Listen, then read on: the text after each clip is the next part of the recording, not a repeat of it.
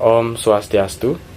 Halo, perkenalkan nama saya KDR Pradipta. Saya dari kelas 6A program studi D4 Teknik Otomasi, jurusan Teknik Elektro, Politeknik Negeri Bali. Pada kesempatan kali ini saya akan membuat proyek IoT, yakni monitoring jarak melalui aplikasi Blink, yang dimana kita akan menghidupkan dan mematikan sistem melalui aplikasi Blink, serta melihat ketika jarak masih jauh, maka LED dan buzzer tidak akan menyala. Ketika sudah dekat, LED dan buzzer akan menyala, serta ketika sudah mepet, LED dan buzzer menyala dengan ritme yang cepat. Jika ingin tahu lebih lanjut, simak video berikut. Baik, yang pertama ada alat dan bahan, yang dimana yang pertama itu adalah ESP8266. Lalu yang kedua ada sensor ultrasonik. Yang ketiga ada satu buah buzzer. Yang keempat ada dua buah resistor. Yang kelima ada dua buah LED. Lalu yang keenam ada satu buah breadboard. Dan yang terakhir ada beberapa kabel jumper. Sekarang kita akan masuk ke wiring diagramnya. Oke, berikut adalah wiring diagram dari sensor jarak, di mana kita pasangkan dulu di MCU, serta untuk volt dari 3,3 dan ground kita pasangkan dulu bagian sini dan di sini, karena dia akan mengalir ke samping. Lanjut di sensor ultrasonic VCC kita akan masukkan ke 3,3 volt serta ground di areal ground. Lalu untuk trigger dari ultrasonic kita masukkan ke D1 dan echo pin kita masukkan ke D2. Lanjut untuk buzzer, untuk yang ground kita masukkan ke ground, serta untuk satunya kita akan masukkan ke D3. Lanjut untuk lampu yang mengindikasikan bahwa sistem itu hidup atau mati, kita masukkan dia ke di D6. Ya, keluarannya itu LED, lanjut ke resistor langsung ke ground. Untuk lampu di sini, untuk bagian kedip-kedipnya kita akan keluarkan dari D4, keluar masuk ke LED, lalu keluar dari resistor dan masuk lagi ke ground. Oke, kita lanjut ke rangkaiannya di MCU. Oke, baik, beginilah hasil dari wiring penerapannya pada rangkaian. Selanjutnya kita akan lanjut ke codingannya serta upload ke rangkaiannya. Oke, kita lanjutkan kepada coding dari Arduino IDE. Yang pertama kita akan mengincludekan library dari ESP, sensor ultrasonic, serta aplikasi Blink. Lalu lanjut ke inisiasi pin pada ESP, di mana nanti kita akan menginisiasikan atau melakukan define pada trigger pin sensor ultrasonic, serta echo pin pada sensor ultrasonic. Selanjutnya kita akan inisiasikan kembali pin buzzer dan LED, yang dimana pin buzzer dan LED disambungkan juga ke ESP8266.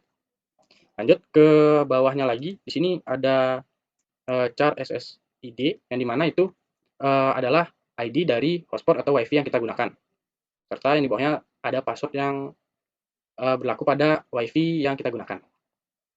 Selanjutnya di sini ada kode Blink yang kita dapatkan melalui aplikasi Blink dan dikirimkan oleh Blinknya sendiri ke email kita. Jadi kita mendapat kopas dari email ke sini.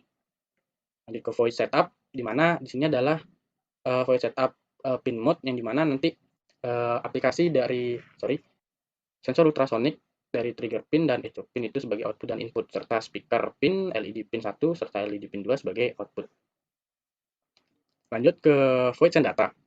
Void send data merupakan pengiriman data dari sensor dan ESP8266 ke aplikasi Blink. Nah, di sini juga dipaparkan bahwa ketika memang LED pin itu menyala, atau kita nanti di aplikasi Blink itu ada tombol button, kita tinggal klik saja, maka sistem akan hidup.